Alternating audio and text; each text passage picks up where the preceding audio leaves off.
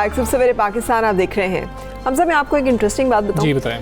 अगर मैं किसी शख्स को, अपने बहुत जो प्यारे हैं ना, उनसे जब मैं मिलती हूँ तो मैं अक्सर उनसे पूछती हूँ आखिरी दफ़ा दिल खोल के कब हंसे थे, इतना हंसे थे कि आंखों में आंसू आ गए थे, और मेरा वो पागलों की तरह मुंह देख रहे होते हैं कि ये क्या बात हुई। मैंने कहा बहुत इंपॉर्टेंट बात। और आखिरी दफ़ा कब रोए थे, इतना रोए थे कि तकिए गीले हो गए हों, तो ये क्या बात हुई। मैंने कहा ये भी बहुत इंपॉर्टेंट है। पहली बात इसलिए इम्पॉर्टेंट है कि आप ज़िंदगी को कितना जी रहे हैं, और दूसरी इसलिए इम्पॉर्टेंट है कि आपके अंदर दर्द दिल और आपकी आंखें कितनी सही काम कर रही हैं। अगर आप रो सकते हैं तो यकीन कीजिए ये एक ब्लेसिंग है। ये बातें हम क्यों कर रहे हैं फराह वैसे? इसलिए कि एक ड्राई आई सिंड्रोम जो है वो काफ़ी अरसे से था, लेकिन अब आके ज़्यादा उसकी तादाद होती जा रही है।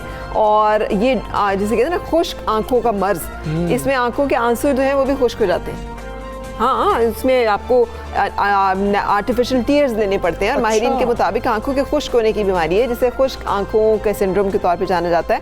ये एक आम हालत है जो उस वक्त होती है जब आंखों के लिए जो आंसू हैं वो काफ़ी नहीं होते, मतलब हमारी आंखों के एक मॉइस्चर की ज़रूरत होती है, ये नहीं होता। और आप इमेजिन करेंगे इसकी वजह से कितनी ईचिंग और कितनी मुश्किल सूरत हाल। नहीं तो अगर आंखों में पानी मारा जाए तो कोई ये मसले का हल नहीं है? अब ये तो डॉक्टर ही बता सकता है, मैं आई स्पेशलिस्ट नहीं। लेकिन हमसे मुझे ये मालूम है कि बहुत सारे लोगों को आर्टिफिशियल टीयर्स यूज़ करने का कहा जाता है, इसलिए कि उनकी आंखों में नमी जो है वो नहीं होती और उन आंखें खुश्क हो चुकी और वो चुभती है, दर्द होता है आंखों में, दर्द भी होती है, उसकी वजह से मुख्तलिफ और इन्फेक्शंस भी शायद हो सकते हैं। लेकिन आई थिंक इसके लिए हम एक अच्छे आई स्पेशलिस्ट से बात करनी है, क्योंकि ये रिसर्च है कि कराची के अंदर ये मसला जो है वो बढ़ता चला जा रहा है। और इस रिसर्च के मुताबिक कराची के अंदर ये जो आंखों का सिंड्रोम है, ये जो बीमारी है, ये बढ़ रही है और लोगों की आंखें खुश्क होती चली जा रही हैं। कराची में ही ऐसा खास के ऐसा क्यों हो रहा है? चूँकि इसकी रिसर्च शायद उसका एरिया शायद कराची तक है महदूद, तो इस वजह से हो सकता है कि हम कराची की बात करें। लेकिन चूँकि रिसर्च की है डॉक्टर नुमान हाशमानी ने, जो कि आई स्पेशलिस्ट हैं, तो उन्हीं से जानेंगे।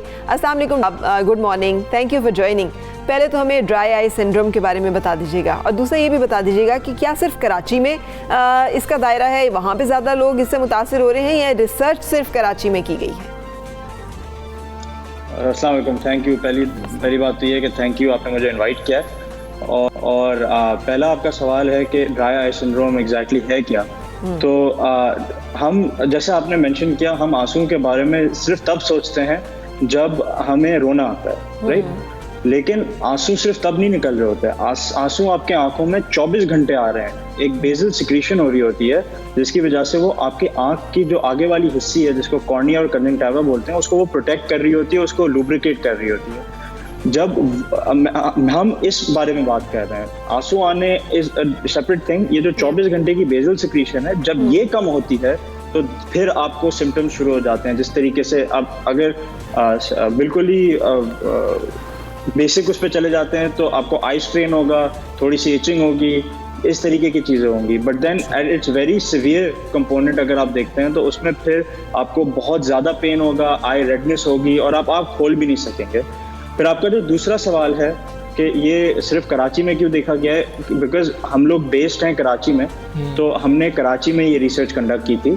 तो आप अगर इसको एक्सट्रैपुलेट करते हैं दूसरे शहरों में, आई एम वेरी श्योर कि ये सिमिलर परसेंटेजेस मिलेंगे हमें। तो हमें बेसिकली 30 से 40% लोगों को में देखा गया था कि some form of dry eye syndrome है, और ऑलमोस्ट 10% ऐसे थे जिसमें सीवियर थी ये चीज़। और सबसे अलार्मिंग बात यह है कि उसकी जो एवरेज पॉपुलेशन थी वो सिर्फ 30 साल थी। तो ये एक ओल्ड एज पॉपुलेशन में नहीं है, this is a very young age population जिसमें हम देख रहे हैं कि ये सिंड्रोम बढ़ता जा रहा है। डॉक्टर नुमान, आपने देखा कि वो जिन लोगों में आप ये परसेंटेज बता रहे हैं कि 10 जो थे बहुत ही सीवियर थे और बाकी जो परसेंटेज थी, उन लोगों को खुद इल्म था कि हम इस बीमारी में मुब्तला हो चुके हैं? अनफॉर्चुनेटली इस बीमारी का जो इल्म है वो पेशेंट्स में भी कम है और अ लॉट ऑफ डॉक्टर्स में भी कम है। तो ये एक रिसर्च का फर्स्ट स्टेप यही था कि हम इस चीज़ को हाईलाइट करें कि ये हमारे इधर बहुत ही कॉमन हो रहा है और इसको सीरियस लेने की ज़रूरत है। बिकॉज ये आगे जाके अगर आपके पास आंसू नहीं है, ये इन्फेक्शंस भी क्रिएट करता है, काफ़ी चीज़ें का प्रॉब्लम आपको क्रिएट कर सकता है। डॉक्टर मान, क्या ये फाइंडिंग्स भी हो सकी कि इसकी वजूहात क्या हैं? आप कह रहे हैं 30 साल की उम्र के लोग इसमें मुब्तला हो रहे हैं, तो उन्हें तो ये भी नहीं हम कह सकते कि डायबिटीज़ है और हाइपरटेंशन है या कुछ और ऐसे मसले। तो वो कौन सी वजूहात हैं जिसकी वजह से लोग ज़्यादा तादाद में अब इसका शिकार हो रहे हैं, और क्या कोई इसका इलाज भी है? जी, तो फर्स्ट सवाल है कि इसके वजूहात क्या हैं। तो जैसे आपने बोला डायबिटीज, हाइपरटेंशन, ये तो एक स्टैंडर्ड चीज़ है, वो इफेक्ट करते हैं 100%। बट यंग पीपल हो रहे हैं, उसका रीज़न ये है कि हमारी जो डिजिटल यूसेज है, हमारा इंडोर टाइम है, वो बढ़ा हुआ है, राइट। हमने बहुत ये स्पेशली अब कोरोना वायरस, ये जो रिसर्च थी वो कोरोना वायरस के पहले की थी, बट इवन नाउ अब आप देखते हैं तो कोरोना वायरस में ये एक्टिविटीज बढ़ गई हैं। तो हमारा प्रॉब्लम क्या होता है कि हम जब कंप्यूटर पे बैठते हैं या कोई मूवी देख रहे होते हैं या कुछ भी कर रहे होते हैं, हम ब्लिंक करना भूल जाते हैं। एक अनकॉन्शियस ब्लिंक रिफ्लेक्स होता है जो इसमें बिल्कुल ही कम हो जाता है। तो उसमें क्या होता है कि आपकी जो टीयर्स हैं वो आहिस्ता आहिस्ता इवेपोरेट करती जाती हैं and that syndrome gets worse and worse and verse.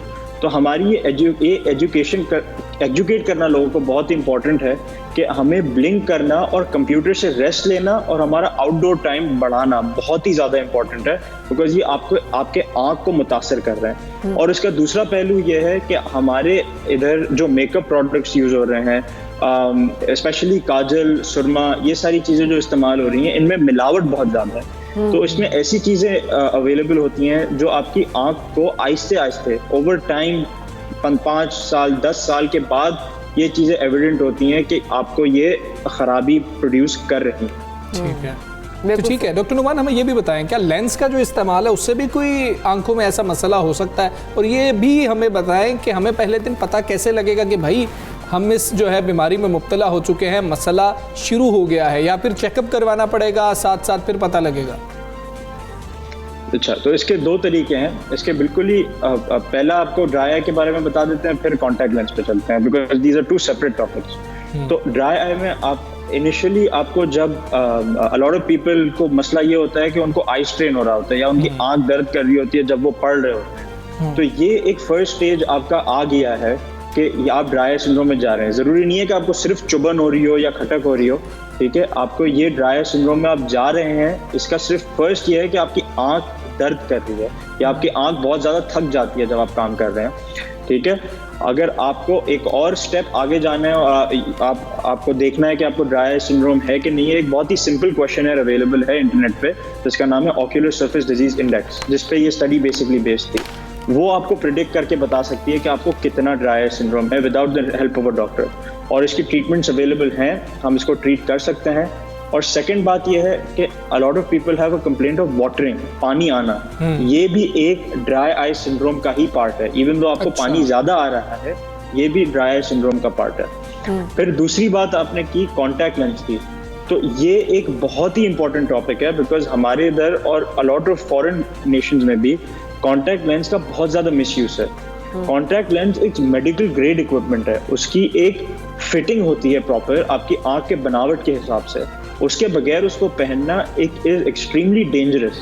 अगर वो लूज, फॉर एग्जांपल अगर कॉन्टैक्ट लेंस लूज है तो वो स्लिप कर जाएगा कहीं ऊपर नीचे दाएं बाएं, ठीक है। अगर वो बहुत ज़्यादा टाइट है तो आपकी आंख की आगे वाली जो हिस्सा है जिसको एपिथेलियम बोलते हैं, वो उसको आहिस्ता आहिस्ता डैमेज करना शुरू कर देगा और आपकी इन्फेक्शन के चांसेस बहुत ज़्यादा बढ़ जाते हैं। फिर दूसरी बात ये है कि उसकी जो केयर है कॉन्टैक्ट लेंस की, उसका जो सोल्यूशन यूज़ करना और रोज़ रात उतारना और बहुत ज़्यादा देर तक नहीं पहने रहना, ये बहुत ज़्यादा इंपॉर्टेंट है, तो जिसको हम बहुत ज़्यादा निगलेक्ट कर जाते हैं। बिल्कुल सही।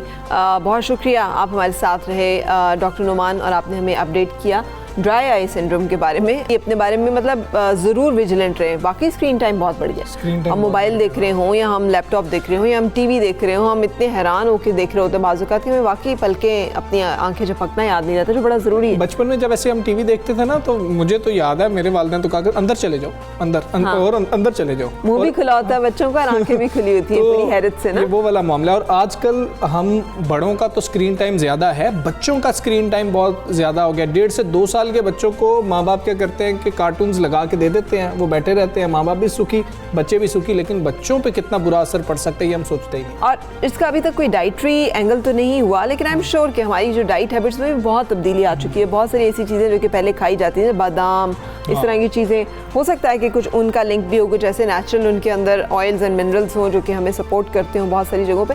सो मल्टीपल तरफ से अपनी सेहत की हिफाजत करने का ख्याल करें। अब आपके साथ शेयर करेंगे कि उर्दू अदब के मायनाज शायर, शगुफ्ता नसर निगार इब्ने इंशा को मद्दाहों से बिछड़े 43 बरस बीत गए। इब्न इंशा की लिखी हुई गज़लें नामवर गुलकारों गज़ल गायकों ने गुनगुनाई, जिन्हें दुनिया भर में शोहरत भी हासिल हुई। आज तक जो है उनके लिखे गीत गाए जाते हैं। और क्यों ना गाए जाएं, वो इतने दिल को मोह लेने वाली बातें हैं।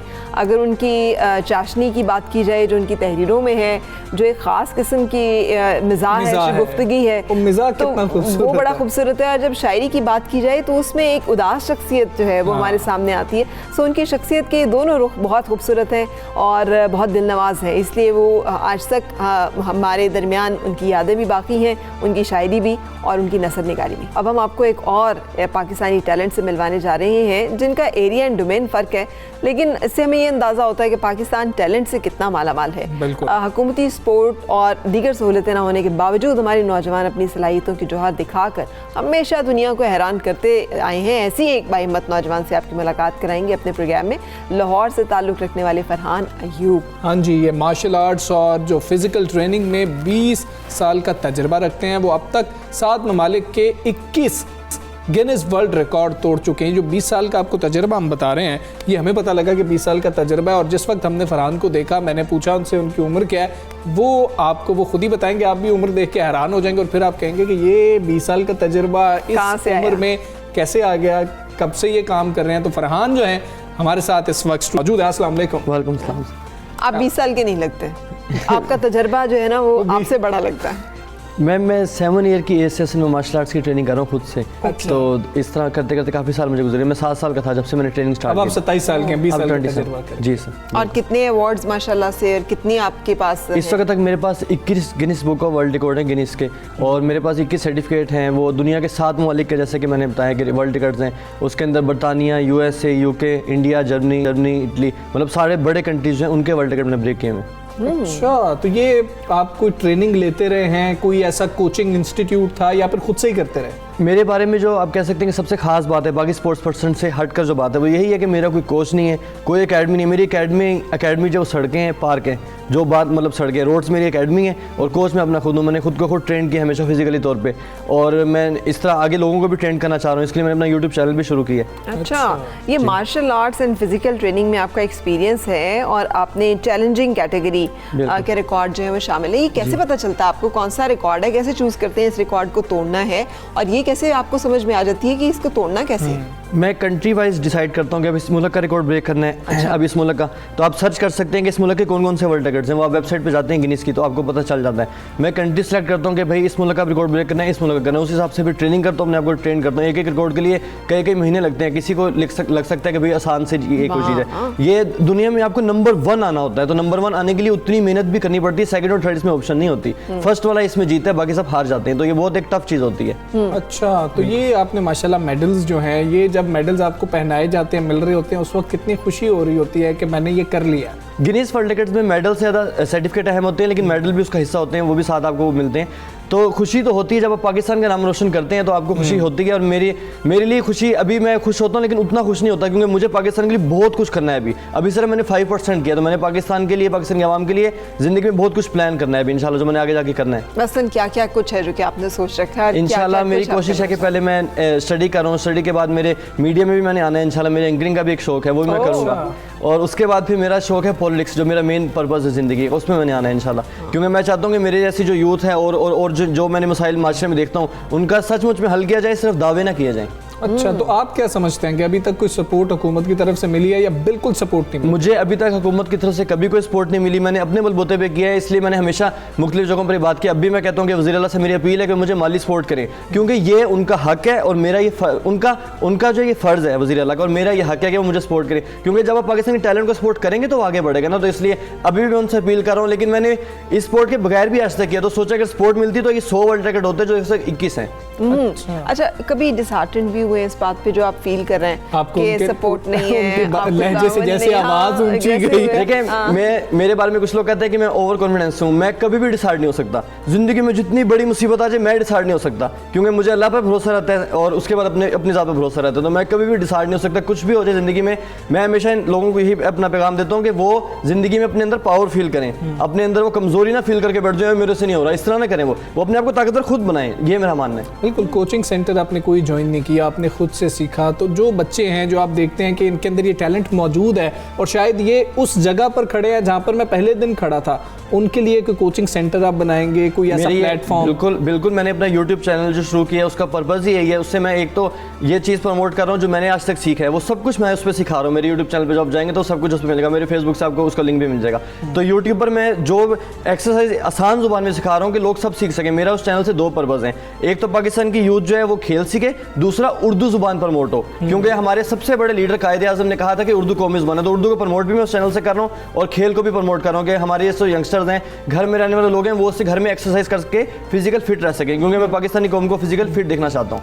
अच्छा फरहान, 7 साल की उम्र में जी कैसे ख्याल आया था कि मैंने Guinness book of world record के रिकॉर्ड्स तोड़ने, किसको देखा था, इंस्पिरेशन कौन थी? 7 साल की उम्र में मेरे लिए मतलब एक मुश्किल था, टफ। उस वक्त मैं बड़ा शाय सा था, बड़ा मतलब मास्टर से डरने वाला एक इंसान था। लेकिन फिर एक दिन मैंने हिम्मत की, मैंने बैठ के सोचा कि मेरे अंदर क्या सलाहियत है। तो मुझे ये ख्याल आया, मैंने हवा में कुछ किक्स पंच किए, मुझे पता चला कि ये मेरी सलाहियत है। मैंने फिर खुद से ट्रेनिंग शुरू कर दी। तो लोगों ने मजाक किया कि बेवकूफ खुद लगा हुआ है, धूप में पागल ही लगा हुआ है, इससे इसका क्या फायदा हो जाएगा। तो फिर जब पहला वर्ल्ड कप ब्रेक हुआ तो फिर लोग चुप कर गए। उसके बाद अब तक लोग चुप ही हैं। घर के लोग भी शामिल थे कि घर वालों का तामुन? घर का हमेशा तामुन है। मेरी वालदा का मेरे ऊपर सबसे बड़ा जिंदगी में एहसान है, वही मेरी इसमें गाइडेंस करती नहीं हमेशा मेरी खेल के अंदर। तो उनका सबसे बड़ा एहसान है, उनकी सबसे बड़ी सपोर्ट रही है। उनका मैं अभी भी सलूट पेश करता हूँ यहाँ पर, वो देख भी नहीं टीवी से। बड़ी अच्छी तो उसके अलावा जो माशरे के जो लोग हैं उन्होंने हमेशा मुझे डिमोटिवेट किया है, बेउस्तादा बंदा कामयाब नहीं होता, ये नहीं होता, वो नहीं होता। मैंने किसी की नहीं सुनी, ना ही मैं किसी की सुनता हूँ। मेरी आदत है कि आप अपना काम करते रहे, जो बोलता है बोलता रहे, क्योंकि जब आपका पाकिस्तान के लिए जज्बा सच्चा है तो आप कामयाब हो जाएंगे। अच्छा, आपको लगता है कि अगर बोलने की स्पीड का कोई कंपटीशन हो ना तो माशाल्लाह आप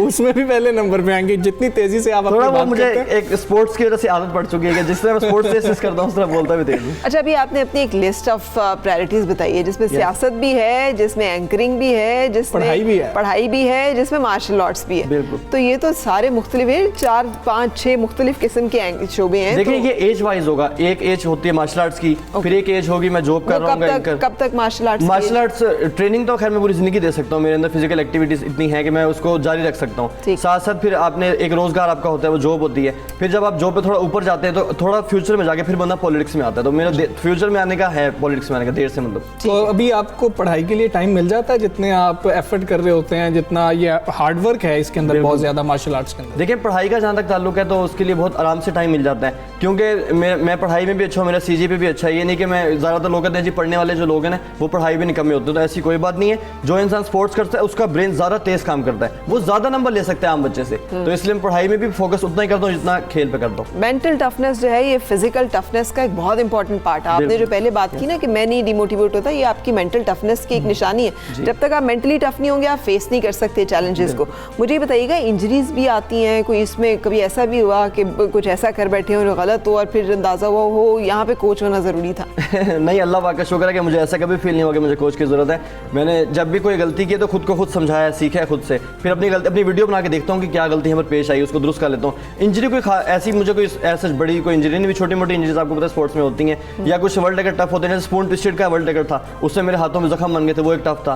फिर किप अप का था, उसमें मेरे बैक पर यहाँ कमर पे जख्म बन गए थे, वो ट्रेनिंग कर करके। तो इस तरह कुछ छोटी मोटी इंजरीज आती रहती हैं, वो तो एक मामूल की बात है। बिल्कुल ठीक है। कुछ डाइट के हवाले से हमें बताएं कि कुछ डाइट मुख्तलिफ होती है जो मार्शल आर्ट्स के शौकीन लोग होते हैं या कर रहे होते हैं? डाइट को लेके मैं आपको बताऊँ ना, स्पोर्ट्स पर्सन किसी से भी आप पूछेंगे प्रोफेशनल से, डाइट बहुत है। मेरी डाइट जो घर का खाना है सिंपल सा, लेकिन मैं आम पब्लिक को यही कहता हूँ कि डाइट में वो नाश्ते में ना अंडे लाजमी खाएं, दो एग्स अगर वो लाजमी खाएंगे, बॉइल्ड एग्स लाजमी खाएंगे तो उनको सारा दिन फिजिकल वो एक्टिव रहेंगे और बहुत ज़्यादा एनर्जी फील करेंगे। तो मेरे डाइट में नाश्ते में अंडे 2 लाजमी है, उबले हुए अंडे मैं लाजमी खाता हूँ। उसके अलावा मेरी डाइट में थोड़े बहुत फ्रूट हैं और आम घर के खाने, कोई खास मतलब स्पेशल वाली डाइट नहीं मैंने बनाई। अच्छा, आप घर के खाने को बहुत ही आम समझ रहे हैं, घर के खाने से ज़्यादा हेल्दी और ज़्यादा मजे का। बिल्कुल। और फिर माँ के हाथ का अम्मा बना के दे रही हो तो हमारी वालदा का हर बनाया हुआ खाना बहुत ही ज़बरदस्त होता है। अच्छा, कुछ और टिप जो कि आप देना चाहें उन तमाम बच्चों को जो कि आपकी तरह चाह रहे हों कि वो भी इस तरह से वर्ल्ड रिकॉर्ड्स ब्रेक करें? उनके लिए टिप ये है कि वो जैसे कि घर का खाना खाएं, बाहर के खाने को बिल्कुल अवॉइड करें, क्योंकि आजकल हमारी जो यूथ है ना वो बाहर का खाना बहुत खा रही है, कोल्ड ड्रिंक्स पी रही है, तो उससे बहुत ज़्यादा बीमारियां हो रही हैं। घर का खाना खाएं और फिजिकल ट्रेनिंग अपनी जो ना वो खुद से स्टार्ट करें और किसी का इंतजार ना करें बैठ के कि भाई कोई आएगा हम फिर। मैंने कई लोगों से कहा है कि यार आप ट्रेनिंग नहीं करते, यार हमारे साथ कोई होता नहीं, कोरोना वायरस फैला, हम ट्रेनिंग नहीं कर सकते अकेले। अकेले ट्रेनिंग करने की आदत डालें, लाइफ में अकेले आगे बढ़ना सीखें। अगर आप अकेले हो जाएंगे तो लाइफ में हम नीचे चले जाएंगे। अकेले भी जिंदगी में आगे बढ़ना आना चाहिए इंसान को, ताकि वो कामयाबी की तरफ बढ़ सके। अब किन मुल्कों पे नजर है आपकी? आपने कहा पहले मैं एक कंट्री पकड़ लेता हूँ, अब कौन से मुल्क है जिन पे नजर है? इस वक्त मेरा अमेरिका पे नजर है। अमेरिका के पास पूर्ण डिस्ट्रिक्ट के रिकॉर्ड है, वो मैंने इंशाल्लाह मार्च के महीने में मेरी कोशिश, मार्च तक मैं उनको ब्रेक करूंगा। तो अमेरिका के ऊपर मेरी नजर है इस वक्त, अमेरिका के वर्ल्ड रिकॉर्ड ब्रेक अच्छा, ये बड़ा डिफरेंट तरीका है जिस तरह से आप रिकॉर्ड ब्रेक करने की तरफ जा रहे होते हैं, क्योंकि हर रिकॉर्ड के लिए एक डिफरेंट स्किल सेट चाहिए होता है। बिल्कुल। तो मतलब एक बंदा होता है उसे पता होता है मेरे बाजू स्ट्रांग है तो चलो वो उसी के डिफरेंट रिकॉर्ड्स ब्रेक करा, तो आप तो पूरे एरियाज पे ही जा रहे क्योंकि होते हैं। मैं बचपन से अपने आप को सर से पैर तक हर चीज़ अपनी ट्रेन करता आया हूँ, तो इसलिए जो भी वर्ल्ड रिकॉर्ड होता है उसी हिसाब से मैं अपने आप को ढाल लेता हूँ। जो भी वर्ल्ड रिकॉर्ड होता है, मैं ब्रूस ली से बहुत ज़्यादा इंस्पायर हूँ, मोहम्मद अली और माइक टायसन से भी बहुत ज़्यादा इंस्पायर हूँ कि मैंने फ्लोसिस पढ़ी हुई है। उनकी फ्लोसिस में ये लिखा हुआ है कि इंसान अपने आप को फिजिकली तौर पे ट्रेन कर सकते हैं हर तरह के हालात के लिए, हर तरह के वर्ल्ड रिकॉर्ड के लिए। जैसे आप मिसाल के तौर पे कह सकते हैं कि इस तरह मैं फिर ट्रेंड होता हूँ उस रिकॉर्ड के लिए, उसको ब्रेक करता हूँ फिर मेहनत करके। बिल्कुल ठीक है फरहान, बहुत शुक्रिया आप आए और गुड लक जो आपके सोच रखे हैं, अल्लाह करे कि वो सब इसी तरह से पूरा और पाकिस्तान का नाम जो आप मजीद रोशन करते हैं। ब्रूस ली का नाम बहुत बड़ा है मार्शल आर्ट्स की, जब बात की जाए बहुत कम लोग उनको उनके कैलिबर को जानते हैं, लेकिन हमजा को इस वक्त दिलचस्पी है तो सिर्फ क्रिकेट से। जी हमजा, क्या हो रहा है क्रिकेट? PSL के हवाले से ना बड़ी अहम चीज़ है, मैंने कहा कि थोड़ी सी तो उसकी बात कर लेनी चाहिए। फरा से मैंने इजाज़त मांगी, फरा ने इजाज़त दे दी, तो हम बात कर रहे हैं कि PSL जो है ना उस 6 के लिए स्टार क्रिकेटर्स की ड्राफ्टिंग मुकम्मल होगी। हसन अली इस्लामाबाद यूनाइटेड के हो गए और सबसे पहले हसन अली को पिक किया गया जो उन्होंने कायद आज़म ट्रॉफी के अंदर कमाल किया। फिर राशिद खान लाहौर कलंदर्स के हो गए, देखेंगे लाहौर कलंदर्स क्या करते हैं। क्रिस लेन ने लाहौर कलंदर से नाता तोड़कर अब मुल्तान सुल्तान से राहो रस्म बढ़ा ली है, कुछ इधर उधर भी हुए और कुछ को रिटेन भी किया गया। हाँ, डेविड मिलर जो है ज़ल्मी में, टॉम बेटन और क्रिस गेल जो है कोयटा ग्लैडिएटर्स, और इस तरह से और बहुत सारे लोग हैं जिसको कहने इधर उधर होते हमें दिखाई दे रहे हैं। लेकिन लेट्स ओपन विश के PSL का ये जो सीज़न है ये भी बहुत शानदार है। 20 फरवरी से मामला शुरू हो जाएगा और क्रिकेट के दीवाने जो हैं फिर टीवी से लग के बैठ जाएंगे और ये क्रिकेट ही देखेंगे पूरा। लेकिन उसके साथ साथ कोशिश करें, हम बार बार कह रहे हैं कि स्क्रीन के साथ लगे रहें, लेकिन उसके साथ साथ खुद भी बाहर निकल के छक्के चौके लगाने की कोशिश करें, इसकी भी हमें बड़ी ज़रूरत होती है। चलें जी, हमें इजाज़त दीजिए दोनों को। Have a good day. कल फिर मुलाकात होगी। अल्लाह हाफिज़।